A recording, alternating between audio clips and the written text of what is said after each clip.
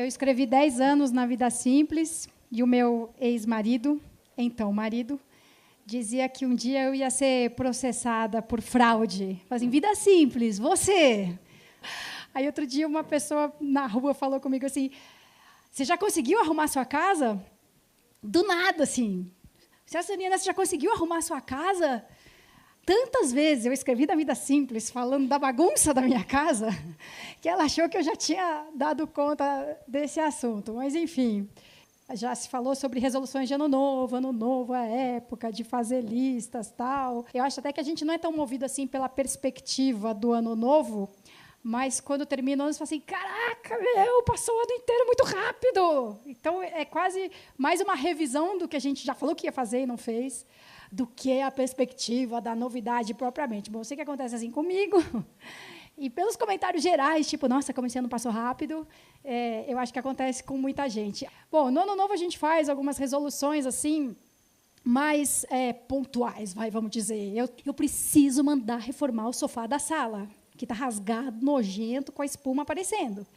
Isso eu já fiz. Chamei o tapeceiro e hoje ia ficar pronto.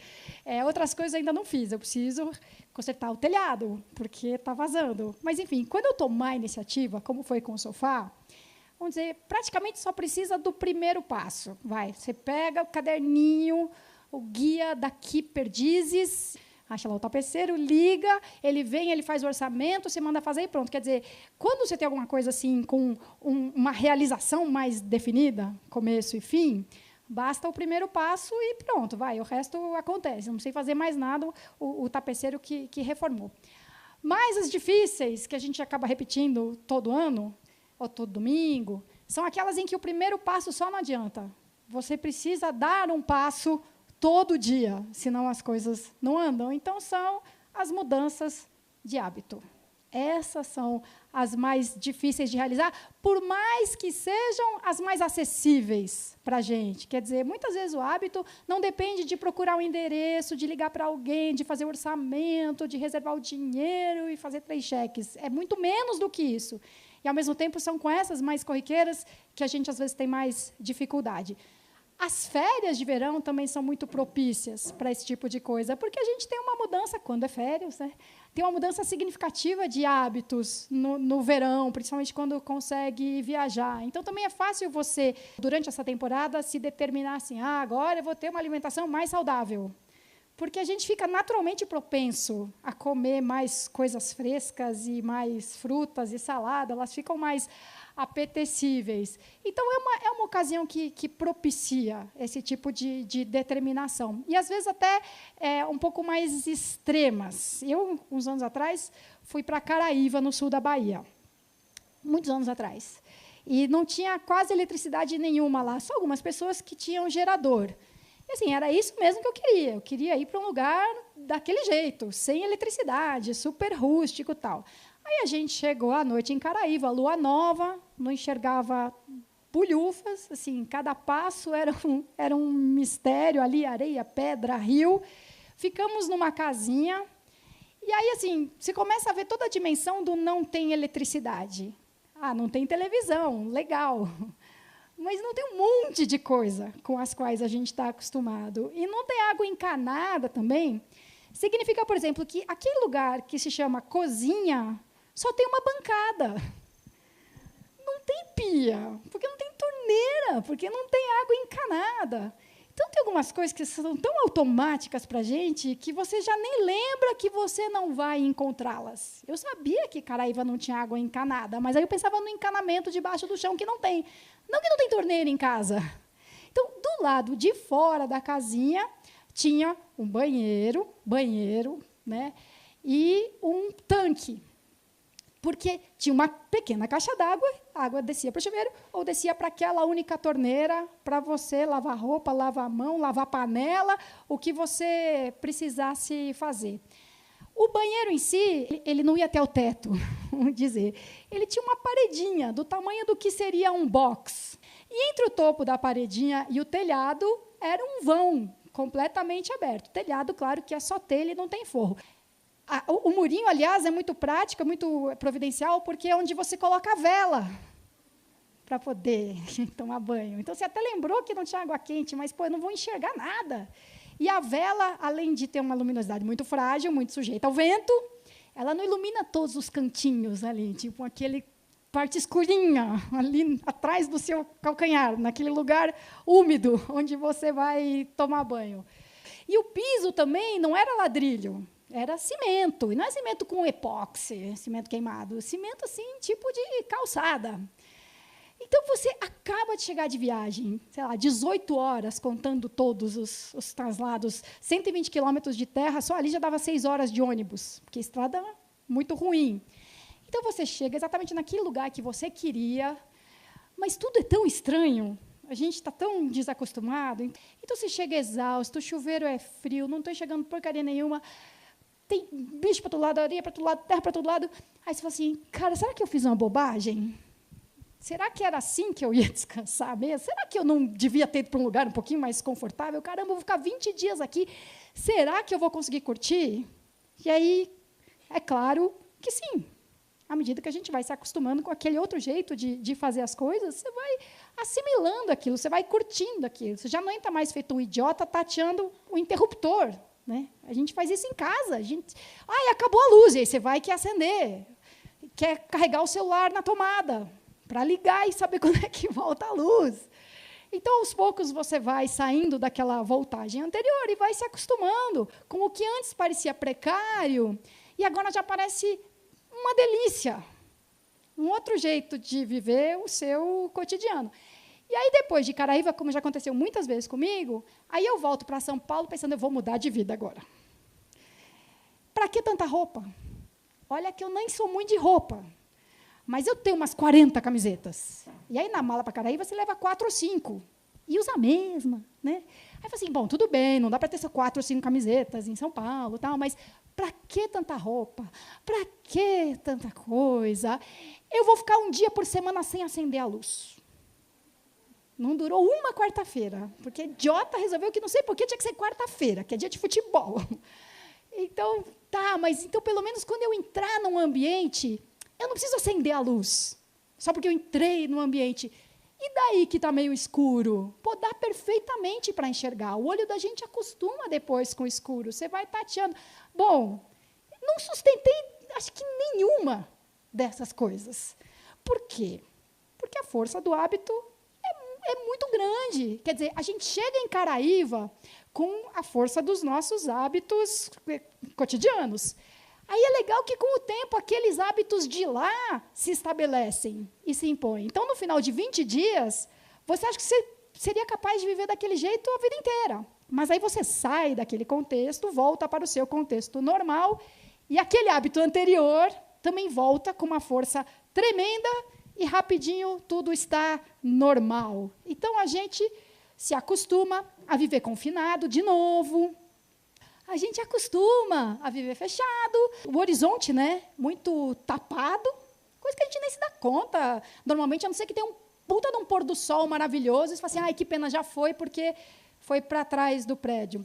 Eu lembro uma vez, quando eu trabalhava na MTV, uma amiga minha tinha ido para o deserto, Saara, passar férias. Ela falou assim, sabe o que é impressionante no deserto? O céu é enorme. A gente já se acostumou que o céu é só em cima e olhe lá, né? Dependendo de onde a gente está. A gente se acostuma com barulho. É impressionante como a gente se acostuma com barulho. Assim, quando tem uma serra elétrica, aí você fala, caraca, que barulhento hoje. Não, já estava muito barulhento antes, mas precisou de alguma coisa muito pior para a gente se sentir incomodado. A gente se acostuma com cheiro.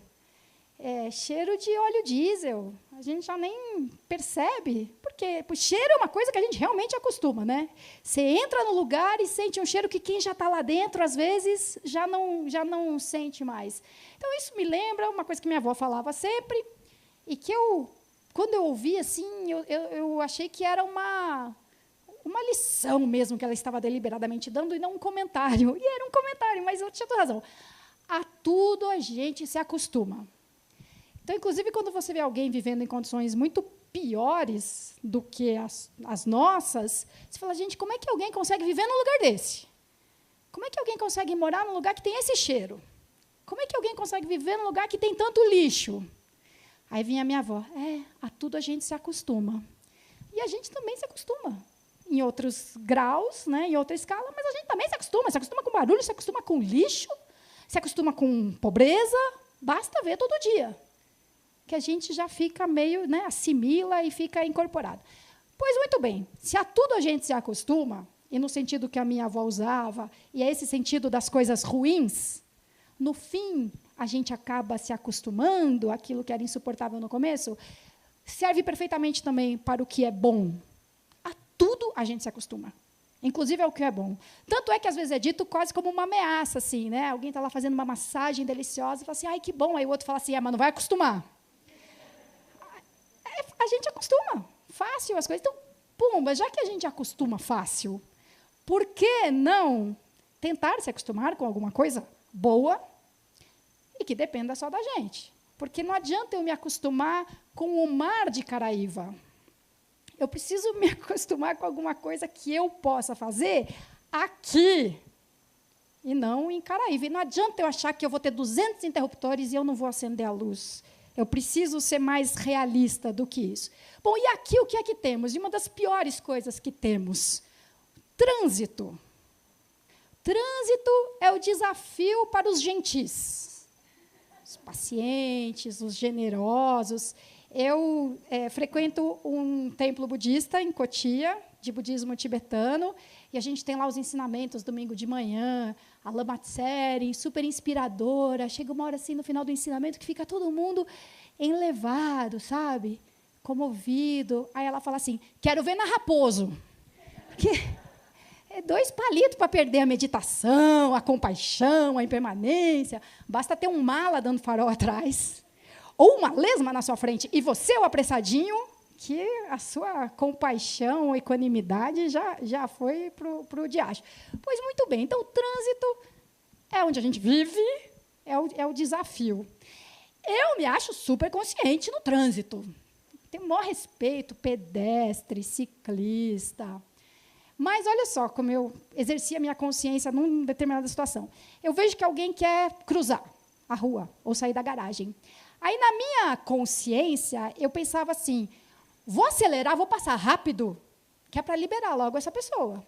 Porque eu lembro, eu sei como é você estar querendo sair da garagem e vem um cara bem devagar. Você fala, meu, passa logo, para eu poder entrar. Então, eu era a que acelera, super atenta, super consciente. Mas aí, um belo dia, me deu um estalo. E, assim, primeiro que eu vou acelerar, mas o cara não sabe. Uma das coisas chatas no trânsito e na vida é a tensão de não saber o que esperar. Então, ele está lá, vou, não vou, vou, não vou, vou, não vou. Aí, eu sei que eu vou acelerar, mas ele não sabe. E outra coisa, eu posso acelerar e vir um monte de gente atrás de mim, não adianta nada. Aceleramos todos e ele vai continuar sem espaço para sair. Então, me deu um estalo tão óbvio, né? Mas, assim, em vez de acelerar para passar logo, desacelera e deixa a pessoa sair. Deixa a pessoa passar no cruzamento, passar na rotatória. Faz toda a diferença do mundo. Do que o estresse ruim da incerteza de será que agora dá? Será que agora dá? Quando você diminui e sinaliza e faz um gesto que a pessoa pode ir, você está fazendo, como no esporte, você está fazendo um corta-luz. Tipo, você está contendo um pouco o fluxo, se houver um fluxo, e dizendo, não, beleza, pode ir. E eu comecei a fazer isso. E não pense que foi fácil para mim, porque eu sou a Trasilda. Eu, quando saio de carro, é raro, mas eu me atraso. Agora, não mudou em nada. Eu não perdi nem 5 minutos de um compromisso, porque, em vez de eu acelerar, em vez de eu falar, desculpa, mas eu também estou com pressa, né? Porque eu retardei um pouquinho e dei passagem. Custou nada, segundos de diferença, segundos. E se eu fiz isso 10 vezes ao longo do caminho, juntando tudo, não dá 1 minuto do tempo que eu tirei um pouco o pé do acelerador e dei o sinal para a pessoa passar. E funciona incrivelmente. Funciona para mim porque muda a predisposição do acelerador, né? Tipo, logo, muda. Você tem um outro tipo de atenção, você tem outro tipo de predisposição em relação ao que está acontecendo ali na sua frente.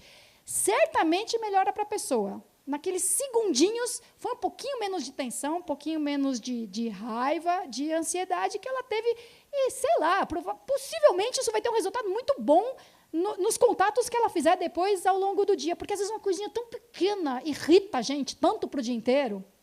Às vezes uma coisinha tão simples dá uma amolecida na gente e também dura algum tempo. Então, funciona, não custa nada, a gente acostuma, acaba virando um hábito, uma coisa automatizada, assim. Você presta atenção, diminui e deixa a pessoa passar. E aí, por alguma razão, 6 graus de separação, conexões kármicas, interdependência, eu sei que as pessoas dão mais passagem para mim agora. Não é possível que elas estejam retribuindo. Claro que não. Mas ou eu estou prestando mais atenção nisso, ou, de fato, como todas as outras coisas boas e ruins, isso também é contagioso. Né? Todo comportamento, de um jeito ou de outro, viraliza, como as bobagens na internet. Então, eu tenho essa sensação de que, hoje em dia, tem mais gente dando passagem para mim do que antes. Vai saber, talvez tenha sido um contágio. Talvez não, talvez seja eu que estou prestando mais atenção nisso agora. Ou talvez seja porque eu criei o hábito de diminuir a velocidade quando tem alguém ali na frente, e isso até propicia, não sei, da pessoa também dar passagem para mim. Não sei. Eu sei que funciona, e agora eu estou super acostumada, e não é por causa disso que eu me atraso, quando eu me atraso. Então, no trânsito, às vezes, é super bom e recomendável, mas, às vezes, a gente dá um sorriso, não adianta, porque a pessoa não enxerga, até porque ela está atrás de um bendito de um vidro filmado e ninguém enxerga mais através dos automóveis. Então, um sorriso é bom, mas pode não surtir tanto efeito assim. Agora, um sorriso mecanizado, no bom sentido, que é você dar uma piscadinha de farol e dizer para a pessoa, pode passar, também faz toda a diferença. Eu garanto que a gente acostuma. Obrigada.